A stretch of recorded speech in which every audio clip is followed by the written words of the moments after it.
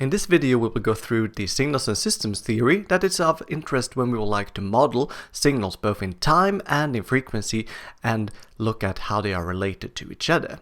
And that will be utilized then to develop what is known as the complex baseband representation of a communication signal and how we are then impacted by the communication channel in those cases. And then we will develop a discrete representation of our communication system using pulse amplitude modulation and look at how this leads to a memoryless channel under the narrowband assumption. In signals and systems theory, we are considering systems as being a box or a filter that is taking one input, a signal, and produces another signal as the output.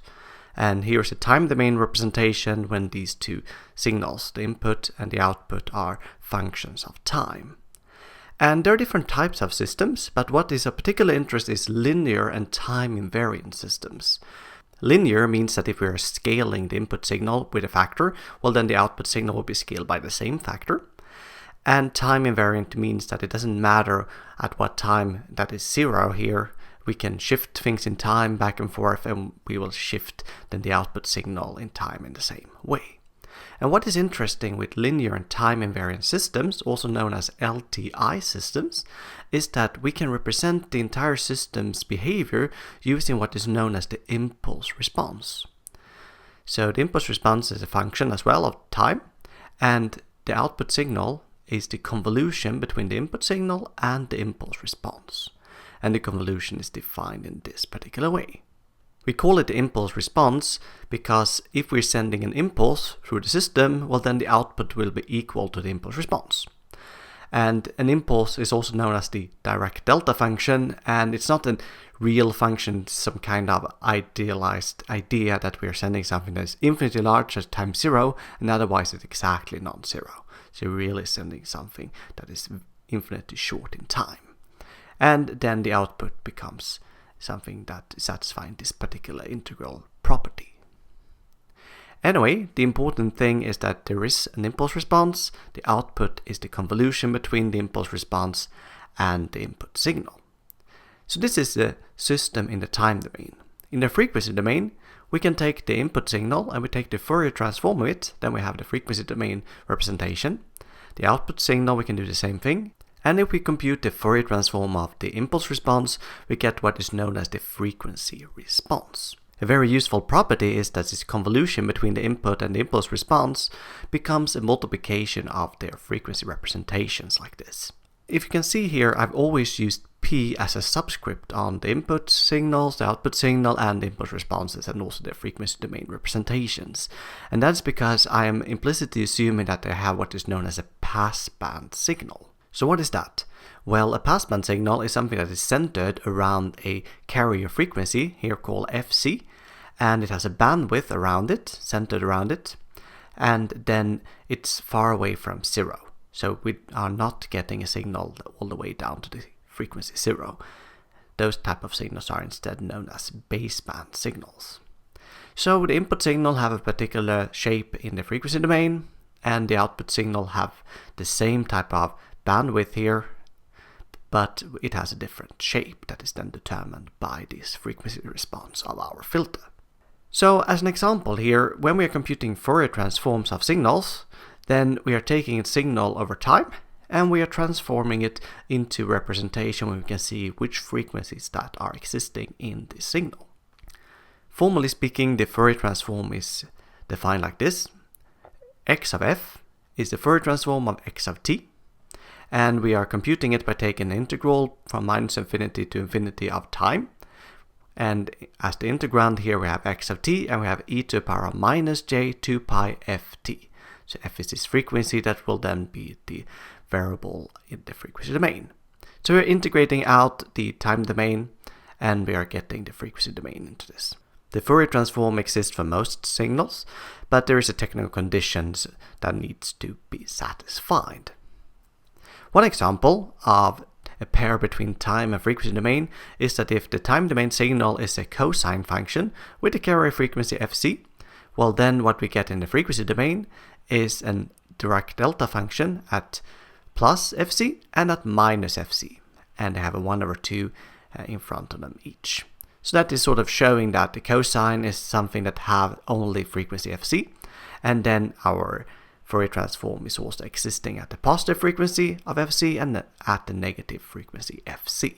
Another example is what I'm showing here at the top of the page, the sinc function that is looking like this. And the sinc function, or sinc of t, is defined as the sine of pi of t divided by pi of t. So it's a function with the sinusoid behavior, but it's damped in the sense that we are dividing with the argument pi t here. So it's only around 0 where it has its full amplitude, and then it is gradually going towards 0 in amplitude in both directions. And if we are computing the Fourier transform of this, well, then we get this shape here, something that is containing frequencies from -1/2 to +1/2. That means that the sinc function is in the frequency domain cutting out only frequencies in this interval, and all other frequencies are 0. So if we would like to filter out just one part of the signal, we can use the sinc function for doing that. So this is known as an ideal low-pass filter. Why am I talking about signals and systems here? Well, wireless channels can be viewed as a system or a filter. So if we have a transmitter here sending out a signal, then the signal will propagate through the environment, and it will reach the receiver potentially through different paths. In this case, there are 3 different paths that are shown here, so that the transmitted signal will reach the receiver through the black arrow, and there will be an attenuation, alpha 1, and there will be a time delay, tau 1. Apart from that, we get the same signal through. We have the green path. Here we have another amplitude change, attenuation, alpha 2, and we have another delay. And for the blue path here, we have another attenuation and another delay.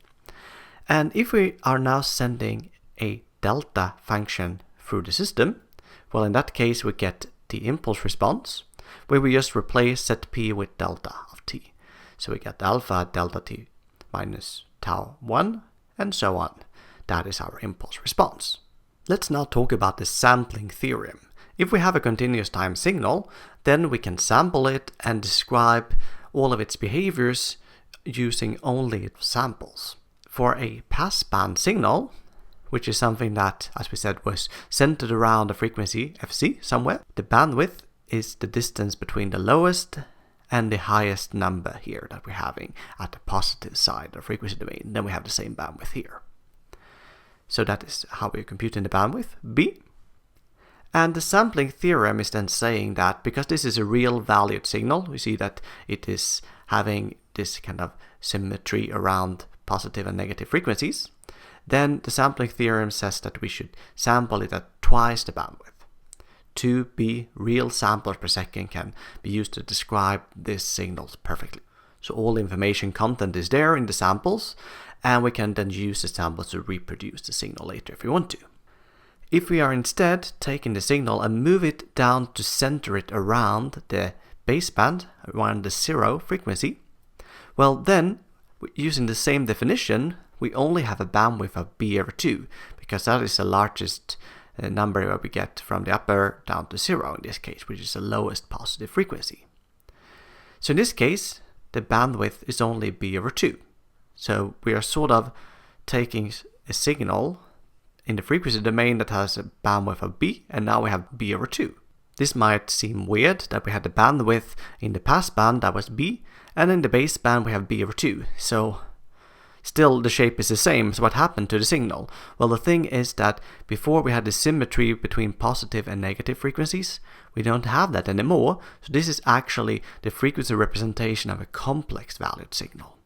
So we have taken the signal, we have moved it down the baseband, it becomes complex valued, and therefore we have 2 dimensions there. So we still have all the same content there, it's just that it looks like the bandwidth is half of what it was originally. Then according to the sampling theorem, we should take and sample the signal at twice the bandwidth, so that becomes b now, b complex samples per second. So we can either represent the passband signal with 2b real samples per second or b complex samples per second. The number of real valued samples is actually the same per second. It's just a matter of talking about 2 real or 1 complex valued sample. And usually in signal processing, we are sort of talking about how we can take a given signal and sample it so that we can store the signal. But in communications, we are sort of doing the opposite thing. The samples is used to convey information. So we first pick the samples and then we generate the signal based on that. What we started with talking about was that we had a carrier frequency, we had the bandwidth, and this is typically how we start things in communications as well. We're giving a carrier frequency, say 3 GHz, we are buying a license for a particular frequency spectrum around that, say 100 MHz, and that is where we're communicating. However, communication theory is not developed for each frequency band separately, but we are instead developing something that works for any frequency band. And the way of achieving such a theory is to downshift the signal so that it's centered around the zero frequency, as I was describing on the previous slide. So we take our real passband signal with bandwidth B, we move it down to create a complex baseband signal with half of the bandwidth. And in that way, we can generate signals and analyze them and create all our communication for that. And then when your mobile phone will like to access something in the 1 GHz band, well, then we move it up to that passband.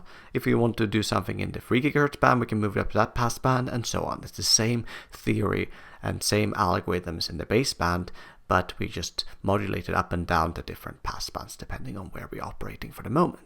This is the mathematical relationship between the frequency representation of the signals in passband and in the baseband, where I've dropped the P from the notation. Okay, so we started with saying that if we are taking the input signal, we send it through the system, we get the output signal as the convolution with the impulse response. And we can find an equivalent complex baseband system where we only are working with the complex baseband signals. So if set of t is the time domain representation of the signal in the complex baseband, and this is the output signal in the complex baseband, then there exists a equivalent impulse response in the complex baseband, h of t, such that if we are convolving with that one, we are getting the output signal. What we need to do is just to take our system that we had in the passband and move it down to the baseband again. So we're shifting it in the frequency domain by fc. And in the time domain, that means that we are taking our original impulse response and we multiply it with e to the power minus j2 pi fct. And this is one of the reasons why complex numbers are showing up when we are representing our systems in communications. How can we create a time-continuous signal that can represent information? Well, typical information is described in digital communication with a sequence of bits that we can map to a sequence of symbols that we then would like to map to a continuous time signal. And this is what we're doing through pulse amplitude modulation. So we say that we have a sequence of discrete data that we like to transmit, x of k, where k is an integer. Then in pulse amplitude modulation, we are taking each of these signals in our sequence and multiplying with the pulse form, p of t, and then we are shifting that p of t with a factor so that we are sending one after the other. Here's an example of that, where the red curve is the pulse, and at time 0, we are sending the pulse multiplied with 1 because 1 is a data signal we would like to transmit. At time 1 in discrete time, we are sending a 2 multiplied with the pulse forms, therefore we get the same pulse, but we have twice the amplitude. And at time 2, we are having the green curve here, which is the pulse form multiplied with minus 1. So we have 1, 2, and minus 1, and these are signals that somehow represent our data from some kind of modulation format. And then the signal set of t that we're actually transmitting is the summation of the red, the blue, and the green curve. So that becomes the black curve like this. And note that we are shifting the pulse function p of t with 1 over b every time. So we are sending one pulse every 1 over b seconds. That means also that we are sending b pulses per second, which is the symbol rate. We can select the pulse function in different ways, but the good pulse functions are satisfying something known as a Nyquist criterion, namely that if we are sampling this continuous time signal at k, an integer, divided with the bandwidth, it becomes 0 always except when k is equal to 0. So it should be non-zero at 0, and at all other integer divided with the bandwidth, it should be exactly 0. And that is what we can see here as well. The red curve is 0 here, and here, and here, and so on. And this means particularly that set of t is intersecting the red, the blue, and the green curve here at their maximum values. And apart from that, it fluctuates in different ways. One good example of a pulse function is a sinc function, and in order to satisfy this property here, we are scaling it with b here so that we are getting something that has exactly a bandwidth of b over 2, and that is satisfying this particular property. And the square root of b here in front is making sure this pulse function have an energy of 1. So the good thing with the Nyquist criterion can also be written mathematically like this. If we take the received signal and we sample it at a particular time, t equal to an integer divided by b, we put it in here, so then in the pulse function we have L minus k, an integer, divided by b. And if L and k is not the same, well then we are in this case here with the pulse function 0, so therefore this summation here will only provide us a non-zero p-value if k and L are equal, so xl is what we're getting out. So this shows us a way that we can generate a continuous time signal, set of t, that we can then later sample and get back this sequence here. We just sample them at the same rate as we are sending data, once every 1/p seconds. When our pulse amplitude modulated signal is propagating over a channel, two things are going to happen. First, set of t gets convolved with the impulse response of our communication channel. And second, in the receiver hardware there is thermal noise that is being added, W of t, and this is a complex Gaussian random process. And in order to deal with this, we do two things. First, we low-pass filter the received signal. Why is that? Well, the reason is that this Gaussian noise has a flat power spectral density, so it exists over all frequencies. So in order to filter out only the frequencies between minus b over 2 and plus b over 2 where our desired signal exists, we use a low-pass filter, a sinc function. And this is the same p of t that we were using in our pulse amplitude modulation. Then we are convolving mu with p, and we are putting in what set of t is. Well, then we get this type of expression where we have a summation over our symbols that we are sending in our pulse amplitude modulation. We have the pulse form that we had when we were transmitting. We have the channel here, and then we're convolving once again with this low-pass filtering at the receiver. And here we have the low-pass filtered noise that we were after. So we can low-pass filter out part of the noise without changing anything in terms of the signal content. Next, we are supposed to utilize the properties of the pulse amplitude modulation to sample our received signal and hopefully get back the transmitted signals. So if we are sampling at an integer L divided by b, and we call this y of L, well then we should replace t here with L divided by b, like this. And here we are sampling the noise as well. So we get some kind of noise realization here. Then we call this noise n of L, and one can show this is going to be complex Gaussian distributed and have a variance n naught, which is noise power spectral density in watt per hertz. And originally, when we were talking about the Nyquist criterion, then we only had one function p here, the one that we select in our pulse amplitude modulation. Now we have a convolution between p and the impulse response of the channel, and p once again because of the low-pass filtering at the receiver. So we don't have the ideal pulse that we were selecting, but we have an effective pulse instead. So will this one satisfy Nyquist criterion? Well, maybe, maybe not. Depending on different properties here, we might have a channel that is still satisfying Nyquist criterion, and then we will only get x of L here. Or we will get the summation over multiple x, and then we have a channel with memory that sends one symbol at a time, but when we are receiving things, we get a mix of multiple symbols, so we remember previous symbols. So in order to understand when we can get rid of this memory effect, let's revisit the channel that we're having. And remember that we said that the impulse response that we were having was a summation over signals going through the different paths here, and each of them it's having an attenuation, and we have a delta function that is describing each of the signals, and there were a delay, tau I. So we have a propagation delay, an amplitude loss, and now I'm also adding one more thing into this, a synchronization parameter here, because we know that signals will take some time They are moving at the speed of light, but it's still taking some time for them to be reaching the receiver here. So the receiver can delay its clock to synchronize itself and try to sample at the right time so that they are all receiving at the same time. Then, when we are developing an equivalent complex baseband system, we should take the impulse response that we had in our passband, and we should multiply with e to the power minus j2 pi fct. Apart from that, everything is the same here, summation of our L paths. And now we take this convolution, and if you are computing things here, then the delta function is taking themselves into the expressions, and simplifying, we get the summation over the L paths, we get the alpha I, we get the e to the power j2 pi fc, but t gets replaced with the time when this is 0.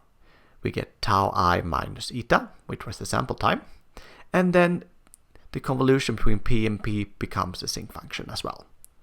And we get L minus k, we get plus b eta minus tau I.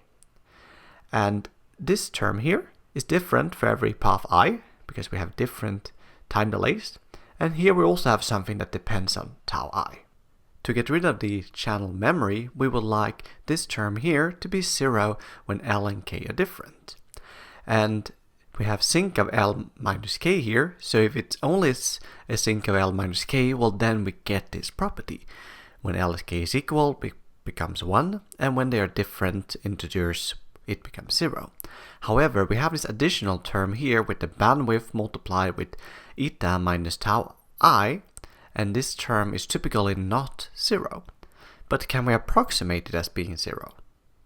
Well, if we have small variations in delay, so tau I is almost the same for all of our capital L different paths, well then we can select the sampling time eta that is approximately equal to all of the tau I. So then these terms, eta minus tau I, becomes approximately 0, at least in the sense that when we multiply with the bandwidth it's much smaller than 1. In that case we can get rid of this term, we get sinc of L minus k, and this term is either 1 when L and k are equal, or 0 when they are different integers. And this approximation is known as the narrowband approximation or narrowband assumption, because we can always select a small enough b here so that this term becomes sufficiently small so that this approximation holds. Depending on how large variation we have in delays in our propagation environment, namely how large the delay spread is, we can handle different amounts of bandwidth and still be within the narrowband assumption. Maybe 1 MHz or 10 MHz, well it depends on what propagation environment we're having.